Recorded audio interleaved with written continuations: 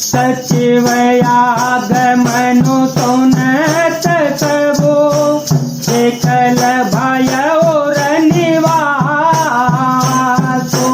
भवनु भयंकर लागते हैं, मानहु पेट निवास।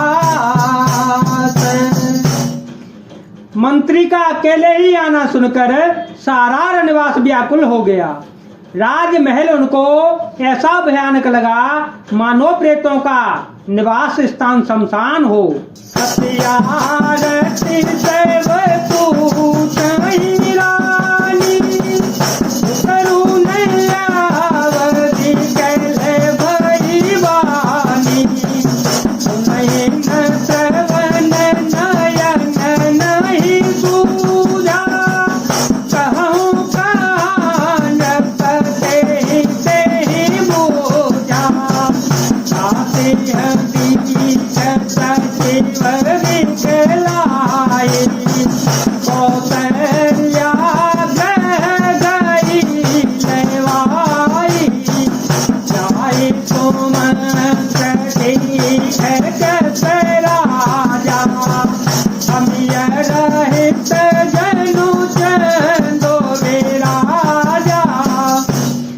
अत्यंत आर्त होकर सब रानियां पूछती हैं, पर सुमंत्र को कुछ उत्तर नहीं आता। उनकी वाणी विकल हो गई, रुक गई, न कानों से सुनाई पड़ता है और न आंखों से कुछ सूझता है।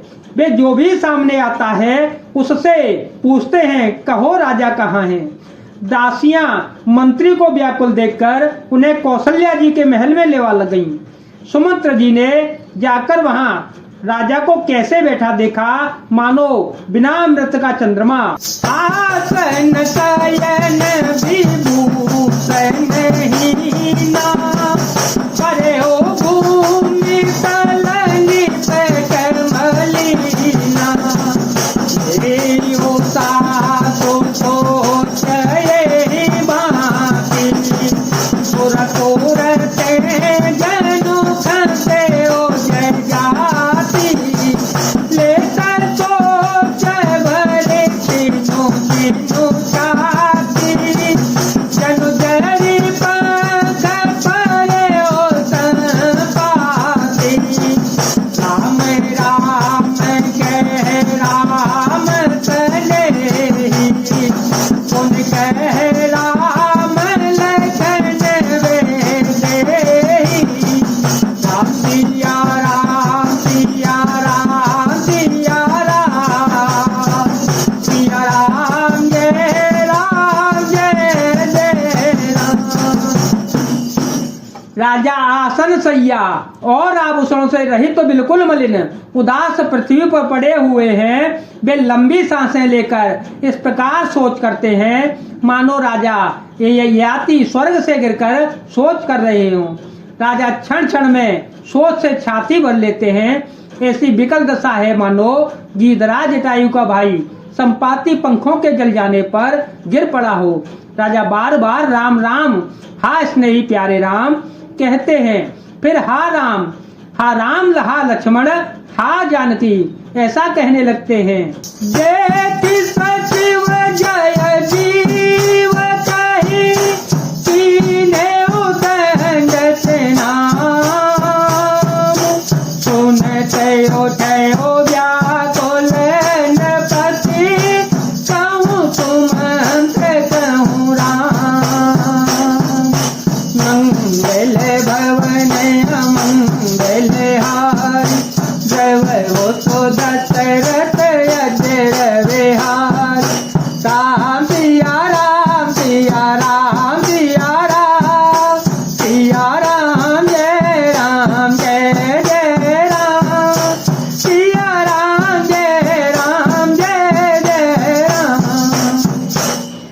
मंत्री ने देखकर जब जीव कहकर दंडवत प्रणाम किया। सुनते ही राजा व्याकुल होकर उठे और बोले, सुमंत्र कहो राम कहाँ है। भूप तुमरी लाई, भूप तुमरी लाई, कछुआ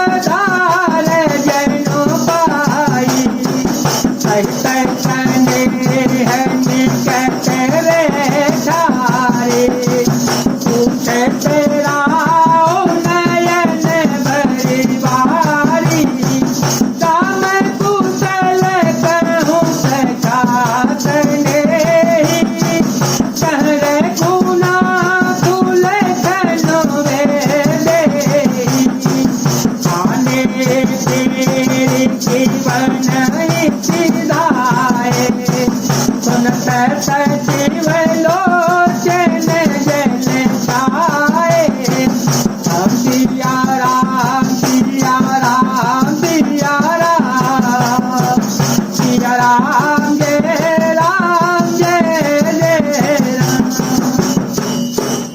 राजा ने सुमंत्र को हृदय से लगा लिया, मानो डूबते हुए आदमी को कुछ सहारा मिल गया हो। मंत्री को स्नेह के साथ पास बैठाकर नेत्रों में जल भरकर राजा पूछने लगे, हे मेरे प्रेमी सखा, श्री राम की कुशल कहो, बताओ राम लक्ष्मण और जानकी कहाँ हैं? उन्हें लौटा लाए हो कि वे वन को चले गए? वह सुनते ही मंत्री के नेत्रों में जल भर आया। तो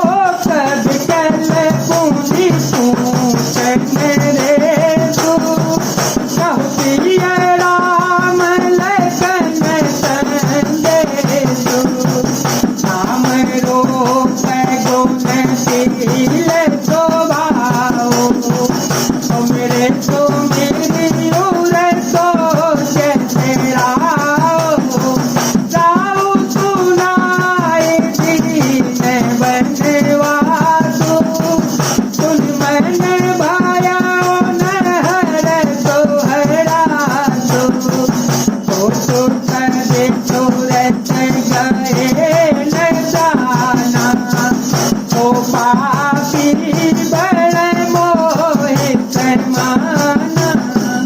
सोच से व्याकुल होकर राजा फिर पूछने लगे, सीता, राम और लक्ष्मण, संदेशा तो कहो। श्री रामचंद्र जी के रूप गुण शील और स्वभाव को याद कर करके राजा हृदय में सोच करते हैं और कहते हैं, मैंने राजा होने की बात सुनाकर वनवास दे दिया। यह सुनकर भी जिस राम के मन में हर्ष और विषाद नहीं हुआ, ऐसे पुत्र के बिछड़ने पर भी मेरे प्राण नहीं गए, तब मेरे समान बड़ा पापी कौन होगा। सखा राम सिया लखन जहाँ तहाँ मोहि पहुँचा नाहित चाहत चलन अवसान कहूँ सतिभा राम सिया राम सिया राम सिया राम सिया राम जय राम सिया राम जय जय राम। हे सखा, श्री राम, जानकी और लक्ष्मण जहाँ हैं, मुझे वहाँ पहुँचा दो, नहीं तो मैं सत्य भाव से कहता हूँ कि मेरे प्राण अब चलना ही चाहते हैं। सुनी पुन पूछत मंत्री राऊ, प्रियतम सुवन संदेश सुनाओ, करहि सखा सोई बेगी उपाओ, राम लखन सिया नयन देखाओ, सचिव धीर धरे सुबानी, महाराज तुम पंडित ज्ञानी, वीर सुधीर धुरंधर देवा, साधु समाजु सदा तुम सेवा। राजा बार बार मंत्री से पूछते हैं, मेरे प्रीतम पुत्रों का संदेशा सुनाओ। हे सखा, तुम तुरंत वही उपाय करो जिससे श्री राम, लक्ष्मण और सीता को मुझे आंखों दिखा दो। मंत्री धीरज धरकर कोमल वाणी से बोले, महाराज, आप पंडित और ज्ञानी हैं। हे देव, आप सूरवीर तथा उत्तम धैर्य पुरुषों में श्रेष्ठ हैं। आपने सदा साधुओं के समाज का सेवन किया है। जन्म मरण सर्व दुख सुख भोगा, हानि लाभ प्रिय मिलन योगा, काल कर्म बस होई गुसाई, पर्वत रात्रि दिवस की नाई, दुख हर तहि जड़ दुख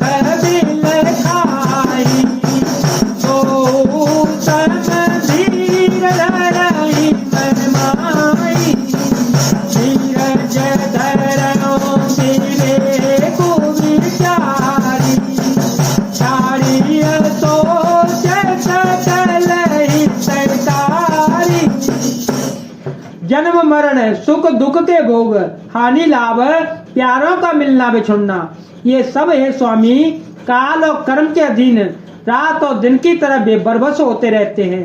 मूर्ख लोग सुख में हर्षित होते हैं और दुख में रोते हैं, पर धीर पुरुष अपने मन में दोनों को समान समझते हैं। हे सबके हितकारी रक्षक, आप विवेक विचार कर धीरे धरिए और शोक का परित्याग कीजिए।